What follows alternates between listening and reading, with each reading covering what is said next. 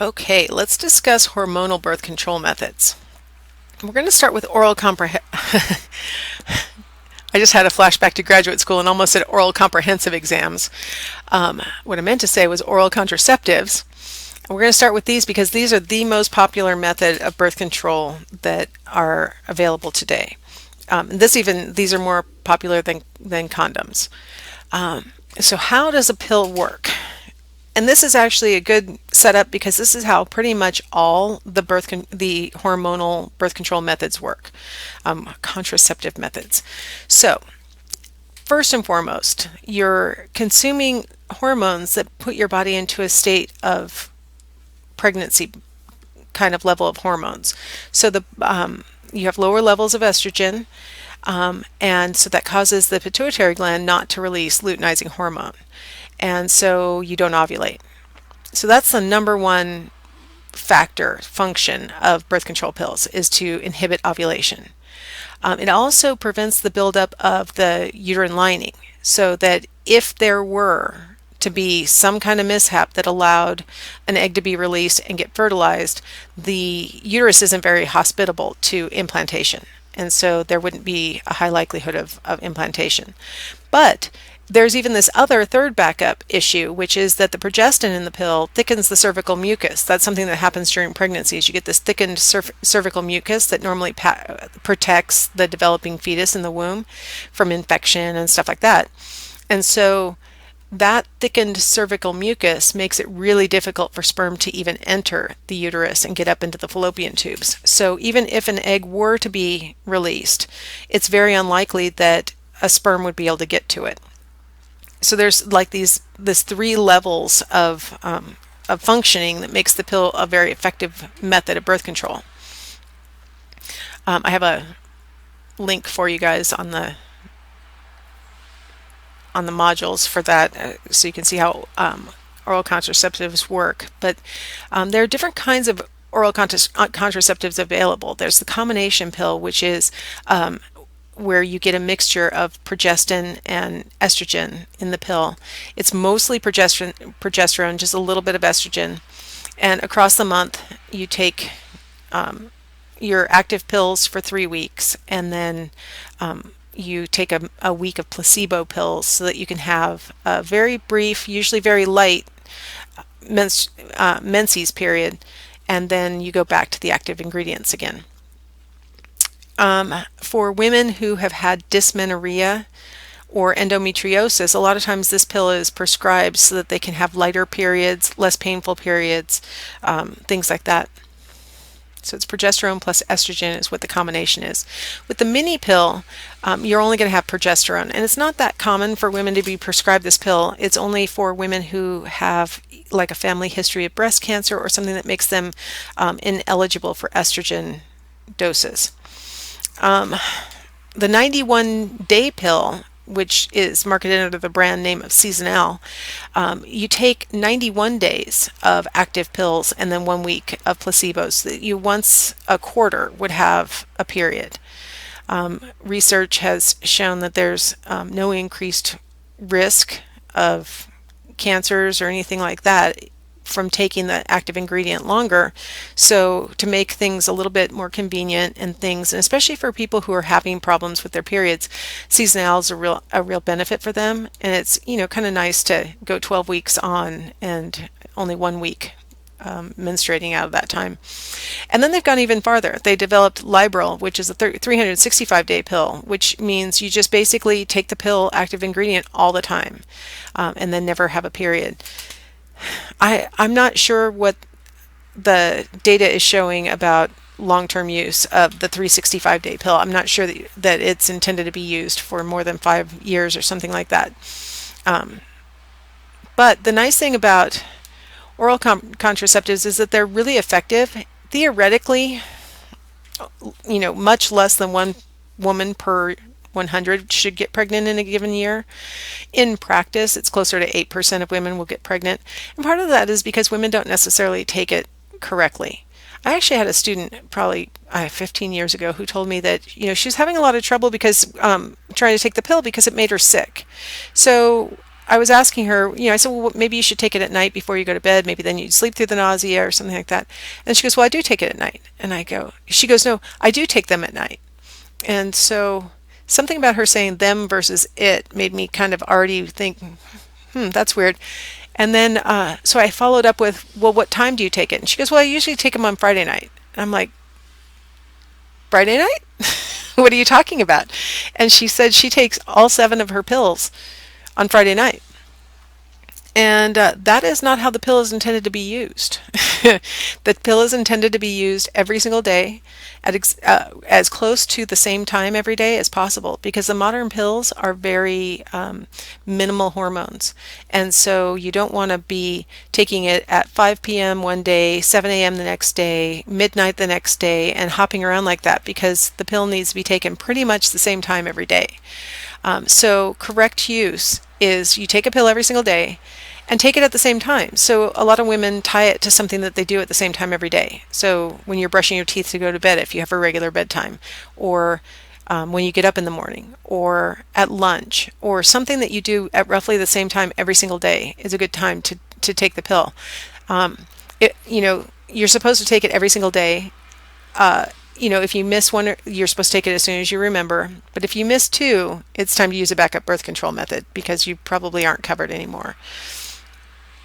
The advantages of this method are, they are reasonably easy. I mean, you take a pill every day. It's not that hard. They are really effective if you take one every day at roughly the same time. It's really nice because you can stop taking them anytime, and your fertility will return with your next menstrual cycle. So usually within you stop taking it, that'll usually trigger a period to come within the next week, and then you're usually back to basically your normal cycle.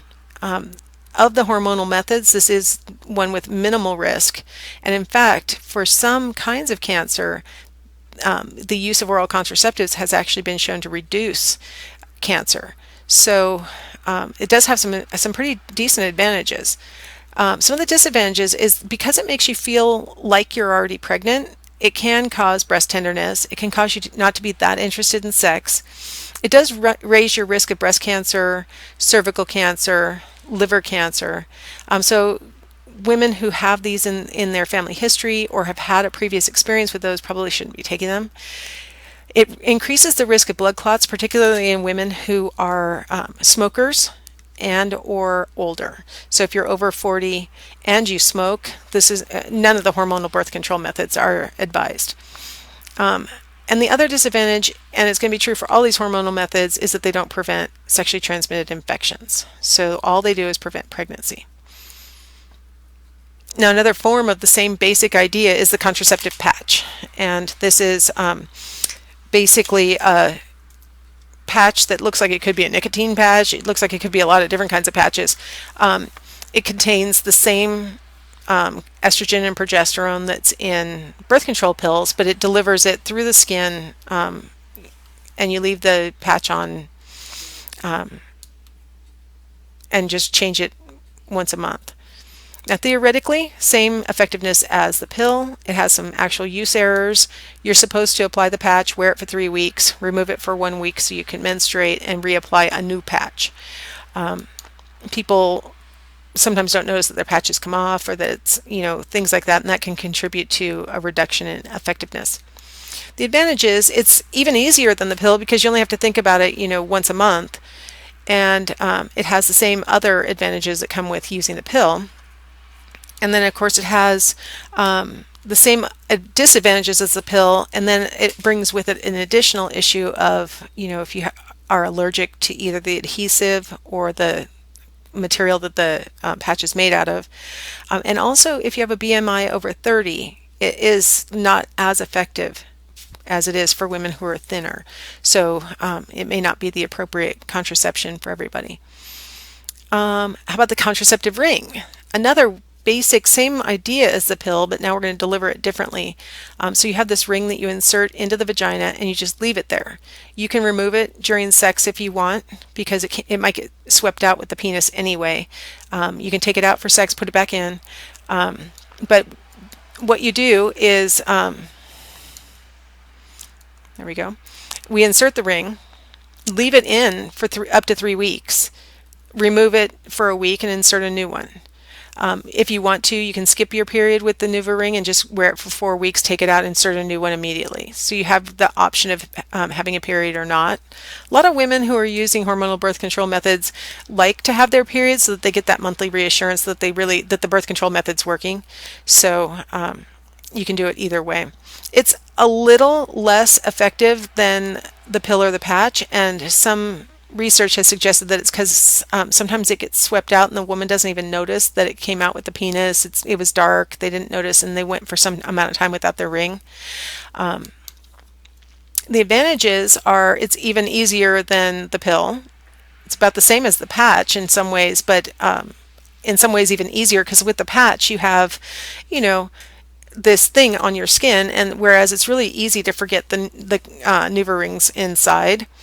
It has all the same advantages of the pill and the patch otherwise. Disadvantage, like I said, it can come out, and so a lot of women just remove it on purpose and then put it back in. Let's see, how about Depo Provera? I have a nice, these videos that I have here I got off of the Planned Parenthood website. So if you want to just go check out Planned Parenthood, they have all the different birth control methods there. But the injectable contraceptive, it's got the brand name of Depo Provera.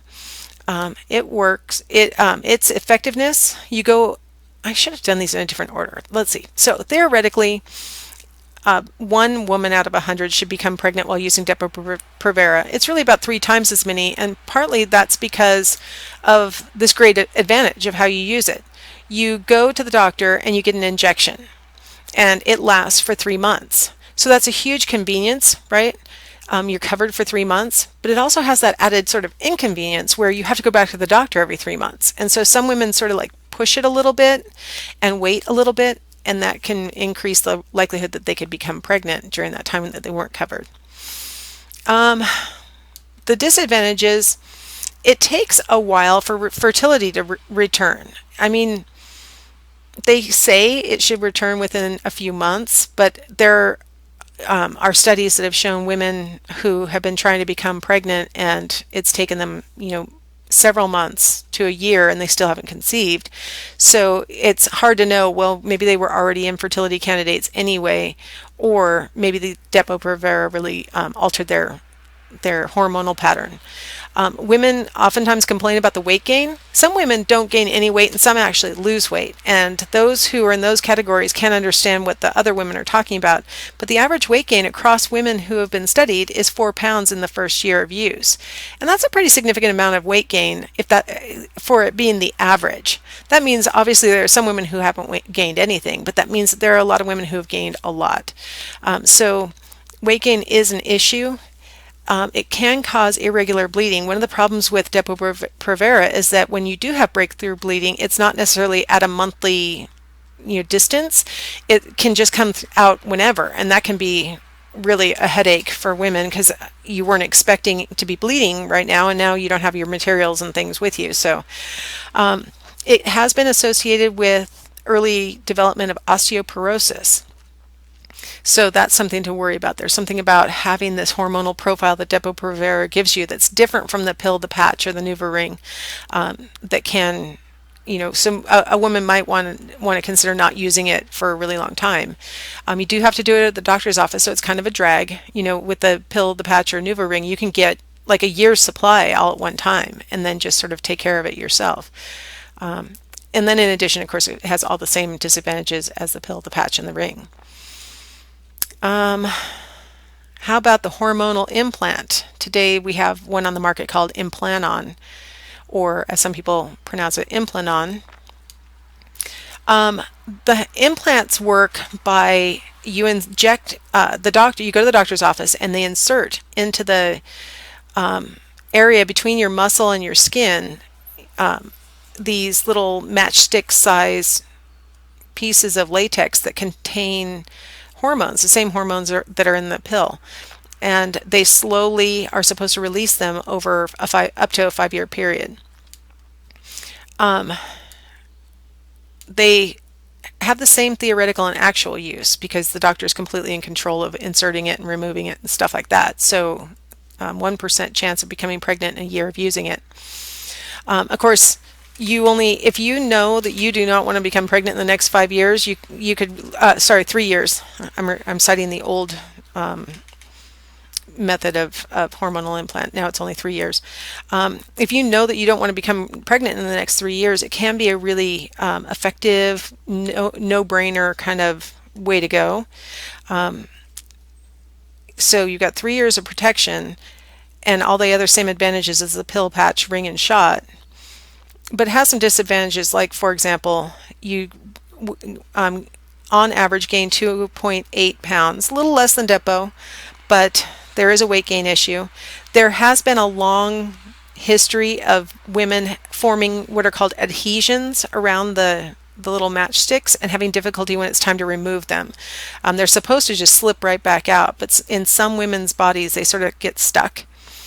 Another issue is that they may dislodge, and women have gone back to have them removed and the doctor literally can't find them. It's like moved to another part of the body. So those are kind of creepy things that are unique to having matchstick size things inserted under your skin. The other disadvantages are the same though as the other hormonal methods. So it just is a longer lasting method. Another hormonal method is what you can do if you have unprotected sex for one reason or another. You either had a failure of the birth control method that you were using, you realized the condom broke, or that you had forgotten to take your birth control pill, or something like that. You can use Plan B.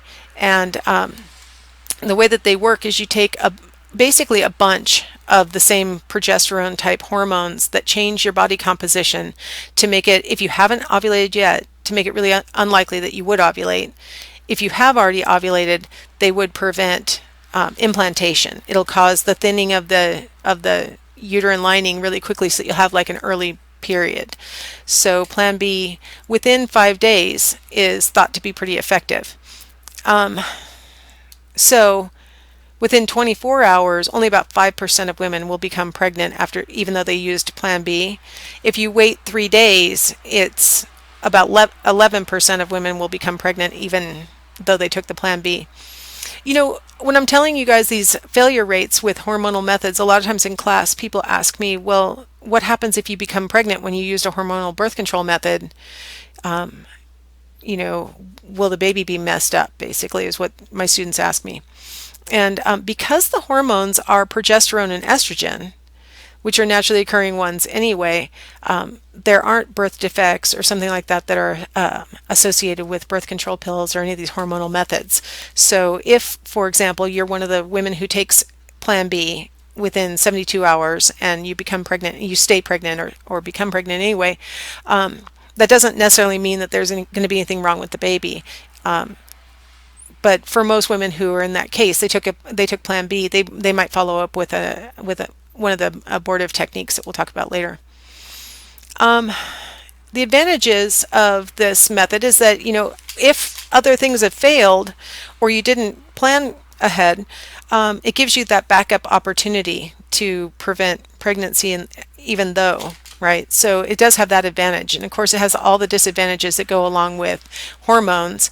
And then with the added benefit of, because you're getting such a big dose, it can cause nausea and vomiting. So you've taken these pills to try and prevent becoming pregnant, and then you threw them up. And so that can be problematic. Because it causes like a pretty quick period to come on, sometimes that period can be pretty heavy and last a little longer. And then it turns out that it doesn't work very well for women who have a BMI over 30. They used to say women over 165 pounds, but that's not necessarily a woman who's got a BMI over 30. But it's less effective for women who are on the larger side of women bodies. So it may not even work for all people. Okay, let's go ahead and take a little break, and we'll come back and we'll talk about some barrier methods for birth control.